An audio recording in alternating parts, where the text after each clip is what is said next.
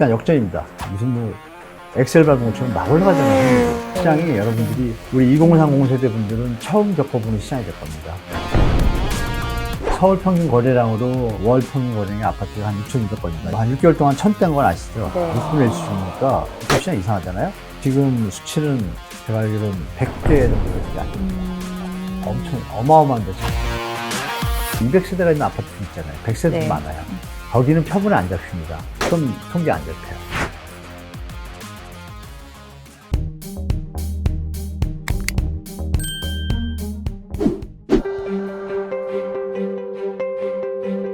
영국 이코노미스트에서 올해 5월 20일 날 발표할 때 네. 한국이 일본하고 닮아가서 버블 터질 거다 얘기했습니다. 근데 핵심 뭐냐? 수출 국가고 수출로 돈을 번 나라들이고 주택 구매 핵심 연령인 34세에서 54세가 감소하는 추세고 네. 전체 인구도 감소하고 다 똑같은 거예요. 데이터들이. GDP의 자산 가격, 그 GDP 나라의 대비. 부동산 대비 그 가격이 또 일본하고 거의 비슷합니다. 지금 영국 이코노미스트에서 일본하고 거의 흡사하다. 조심해야 이렇게 해놓고 마지막에 무서운 말을 써놨는데요. 뭐냐면 전세 대출이 좀 측정이 안 돼서 위험이 가중될 수도 있다는 뉘앙스를 던져놓고 한국의 정책을 하는 분들은 피할 생각을 하지 마라. 온다는 얘기죠. 그분들의 어떤 분석, 애널리시스를 우리가 무시할 수 없겠죠. 그러니까 전세 대출에 대해서 이 양면성이 있는데요. 어려운 분들, 사회초년생들한테 전세 대출을 해주는 건 저도 인정을 해요. 이자, 월세 부담이 클 때, 그럴 때 대출금을 줄 때 금리를 저금리를 해서 해주는 것은 국가 경제에 도움이 된다고 봐요. 네. 그건 어느 선이냐? 보증금 인력선이라고 저는 말씀드립니다. 혼자 사는데 인력이면 원룸 뭐 10평, 8평 정도면 충분히 살 수 있다고 보거든요. 근데 문제는 뭐냐면 일반 아파트, 대중들 다 거기다 대고 뭐 5억, 6억, 7억, 8억 해주니 6억짜리 집이 대출이 8억이 되면 어떻게 돼요? 집값이 9억이 되는 거죠. 간단하게. 그래서 전세 대출은 일부 계층의 청년들, 미래를 위한 계층들에서만 지원을 해야지 전 국민이 할 수 있게 해놓은 이 자체가 뭐 이렇게 터질 거는 뭐 누구나 알고 경제학자도 알고 있고요. 그 연초에는 사실 이렇게까지 긴축의 속도가 빠르지 않은 상황에서는 연말까지 집값이 10% 정도 하락할 수 있다고 보셨는데 좀 조정이 됐는지. 지금은 저는 연말까지 한 20% 하락할 가능성도 있습니다. 특히 7월 26일 날 네. 일단 역전입니다. 금리가. 네. 여러분 환율도 좀 공부하실 텐데요. 환율이 1,150원이 3년 전부터 코로나 때부터 대한민국의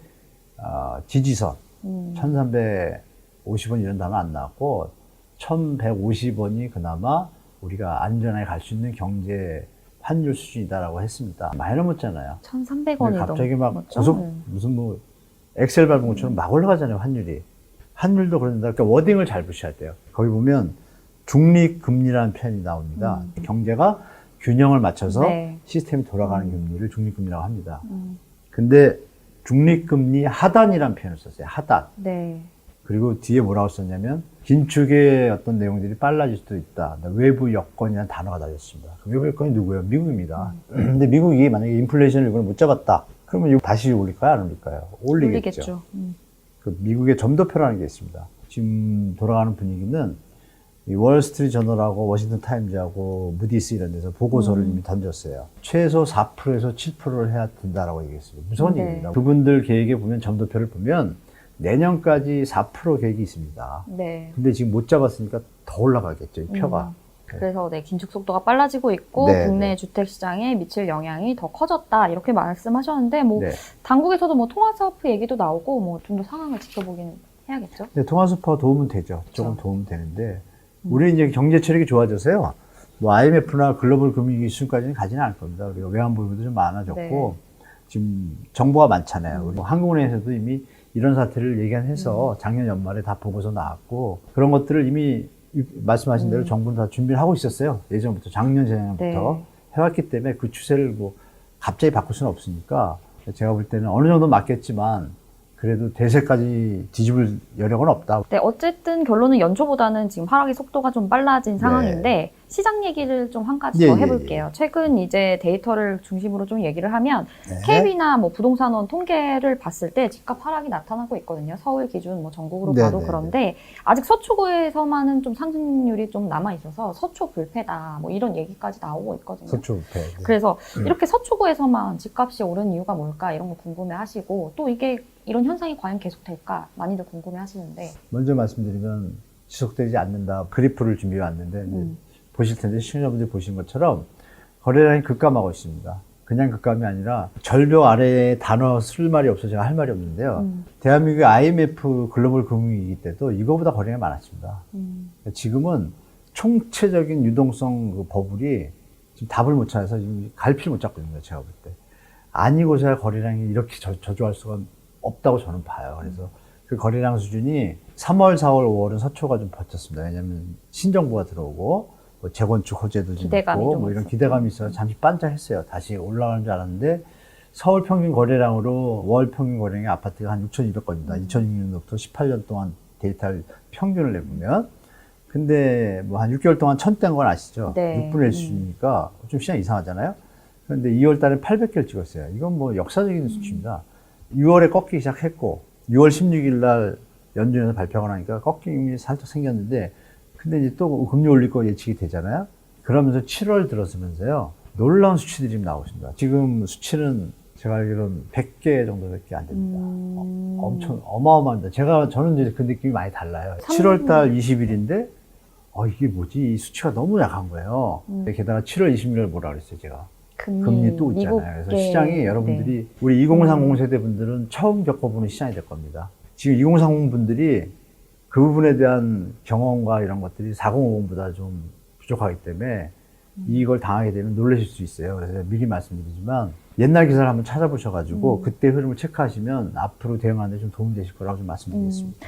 거래량으로 얘기를 하셨는데 네. 이거는 서울 전반적인 얘기고 서초가 버티고 있는 이유는 여러분들이 서초구에 사는 사람이 우리나라 대한민국 인구의 몇 프로일까요? 되게 작을 것 같다는 느낌이 오시죠? 네. 우리나라의 상위 1%가 사는 지역이잖아요. 1%도 안 될 거예요, 계산하면. 그 지역의 집값을 가지고 자꾸 다른 집값을 비교하려고 하면 안 되죠, 첫째는. 표본이 너무 작다. 서초구도 IMF 때, 글로벌 금융 때 팍팍 내렸습니다. 서초구가 지금 아까 거래량에서 이제 끝물이 왔다고 제가 말씀드리겠습니다. 서울 25개구 중에 서초구만 남았습니다. 서초구도 상승폭이 1월 달보다 점점 줄고 있습니다. 점점 가라앉고 있습니다. 서초구 단지 중에 한 큰 단지들이 한 10개 있는데요. 그 중에 2개 단지가 하락이 떴습니다.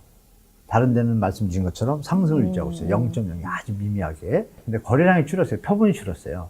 예전에 예를 들어서 1000개가 거래가 될 때 0.05오르는 것 하고 지금 100개도 안 되게 거래가 됩니다. 지금은. 그거 하고 이거 0.0이 의미가 다릅니다. 거래가 없는데 이 통계에서 문제가 뭐냐면 대한민국의 산출 방식에 아주 문제가 있습니다.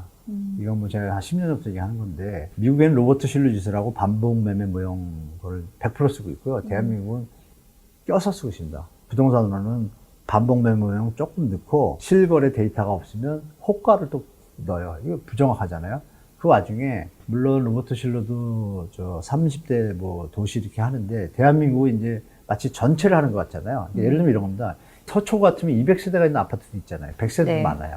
거기는 표본에 안 잡힙니다. 서초구 통계는 뭐냐? 300, 400, 500세대 넘는 대단지를 기준으로 합니다. 네. 그 대단지들은 가격이 높잖아요. 300세대 밑에들은 약할 수가 있잖아요. 네. 당연히 서초구 자체는 약하지만 국민들이 볼 땐 그래도 서초구인데 하잖아요.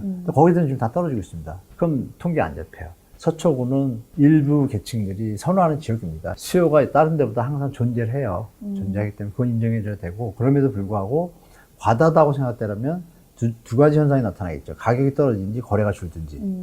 첫 번째 거래가 일단 많이 줄었어요. 네. 다음 남은 건 가격 하락인데 하락의 폭이 작을 수는 있겠죠. 작을 수 있지만 대세를 거스르기는 힘들다라고 저는 말씀드립니다. 올해 안에 빠르면 7월 말 8월 안에 하락 신호가 나왔다고 통계상으로. 네. 내용으로는 실제로 하락하고 있지만 통계는 안 잡히지만 통계상으로도 하락으로 잡히면 여러분들이 아시건 통계가 0.1 내리면요. 엄청 내린 겁니다. 직접 가면. 왜냐하면 10군데 아파트가 있으면 여긴 다 거래가 안 되고 한 군데가 거래가 되는데 좀 내렸어요. 이거를 네. 다 같이 평균을 내니까 10개면은 0.1이면 1%라는 얘기고 1%면 10%라는 얘기입니다. 그죠? 이렇게 좀 보시는 방법을 좀 포괄적으로 보시면 시장이 좀 다르게 보실 겁니다. 네, 결론은 어쨌든 통계에 안 잡히는 곳들도 서초구 내에서는 일부 아무튼 네, 하라고 있습니다. 하고 있다 저쪽에. 이런 네, 얘기인데 네. 또 이런 의견을 가지신 분도 있어요. 네. 거래량이 정말 말씀하신 대로 굉장히 많이 줄었잖아요. 서울 기준으로 1,000대 거래되고 있었는데 네, 네, 네. 그런데 이런 거래량에 비해서 너무 하락률이 미미한 거 아니냐 이런 얘기도 있거든요. 그 이유는 뭐냐면 네. 말씀하신 것처럼 서초구는 그 모든 국민이 가고 싶어하는 자본주의 욕망의 기념에서 보면 인간은 다 좋은 집에 살고 싶은 욕구가 있잖아요. 좋은 지역에. 그 수요들이 존재합니다. 그러니까 일반 경제 논리하고 약간 다른 부분에 시장 요인을 좀 갖고 있어요. 갖고 있기 때문에 그 부분을 인정하는데 그럼에도 불구하고 그 거래량이 적어졌다는 얘기는 일반 대다수 대중들의 어떤 상식적인 수요와 이런 개념은 넘어섰다는 얘기죠. 그러면은 그 중에서도 높은 가격도 있지만 또 서초구에도 뭐 또 20억, 10억짜리도 있어요. 그러면 그 가격들은 대중들이 좀 접근하는 거거든요. 네. 그것들은 떨어질 수밖에 없고 그럼 평균 가격에서 제가 볼 때 통계상 아까 말씀드렸잖아요. 이것들이 많이 떨어지면 하락으로 잡히겠죠. 그러니까 많이 하락을 해도 어떤 특별한 아파트 이런 것들은 안 내려갑니다. 전 세계 어디나 집값이 폭락을 해도 집값이 그대로 있는 지역들이 있습니다. 그 지역의 일부가 저는 서초동의 일부라고 생각합니다. 전부는 아니고 일부 지역이 거기에 해당된다고 보기 때문에 그건 이제 두 가지 관점에서 봐야 될 것 같습니다. 이쪽 지역은 그럴 수 있지만 아까 말씀드린 200, 300세대나 뭐 연식이 오래된 거, 네. 15년, 20년 차 이런 데는 하락할 겁니다. 제가 볼 때. 그 2008년대 가장 가까운 어떤 대위기 시절이었다면 2008년 금융위기가 있는데 이때도 서울을 중심으로 봤을 때 외곽부터 집값이 빠졌었나요? 아, 근데 강남부터 폭락했습니다. 근데 지금은 왜 외곽부터 빠지게 이렇게 좀 다를까요? 아직 위기가 안 왔잖아요. 코로나를 넘고 지금 정리되는 과정. 코로나는 특수 상황이잖아요. 전 세계가 겪지 못한 거라서 전 세계가 갖고 있는 모든 경제식을 쏟아부어가지고 유지를 한 것이고 그 와중에 보니까 아 이게 버블이 생겼다는 걸 다 전 세계가 인지하는 거예요. 네. 그럼 버블은 조정을 겪을 수밖에 없는데 기축통화국들은 좀 든든합니다. 그러나 기축통화국이 아닌 나라는 일시적으로 긴축이 들어가게 되면은 유동성의 부족을 느끼게 돼서 위기가 옵니다. 특히 신흥국, 이머징 국가들은 더 심합니다. 그래서 스리랑카 이미 터졌죠. 지금 또 남미 하나 지금 터질 준비하잖아요. 국가부도.